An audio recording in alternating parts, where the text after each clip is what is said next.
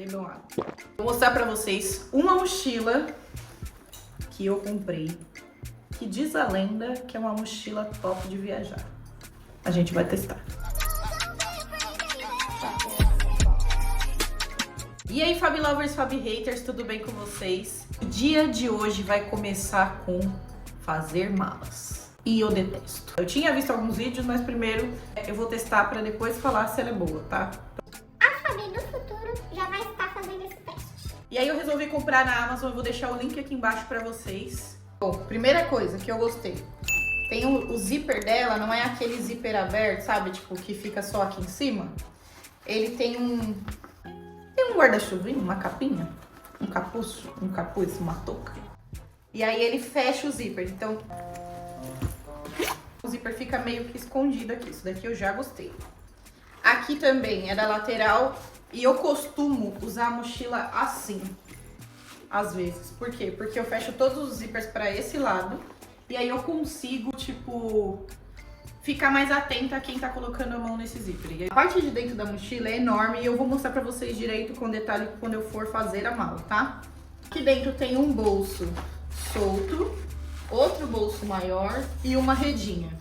Do outro lado tem um bolso grande com zíper. E isso aqui é pra você colocar um power bank, um carregador, algo do tipo. Porque ele tem uma saída USB pra você carregar seu celular aqui do lado. Não sei se vai estar focando. Atrás tem uma parte para você colocar notebook. Como eu não vou levar notebook para essa viagem que eu estou de férias, eu vou colocar chinelo, essas coisas assim. No fundo foi a parte que eu mais gostei, porque eu queria uma mochila que tivesse esse bolso atrás, mas que também tivesse um acolchoado. Imagina o seu documento aqui dentro e você transpirando em cima dele. Ia ficar maravilhoso.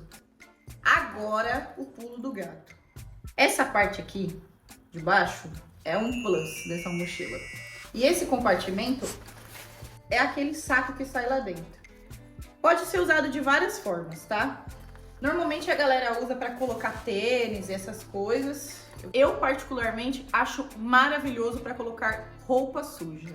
A gente leva uma sacolinha de mercado, porque é óbvio, né, que a gente vai levar uma sacolinha de mercado, que eu não compro uma sacolinha só pra colocar roupa suja.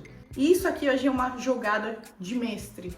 Pra mim, a usabilidade é muito melhor do que ficar carregando sacos avulsos. Então tudo que entrou na mochila vai voltar da mesma forma, só que num saco diferente, separando roupa suja de roupa limpa.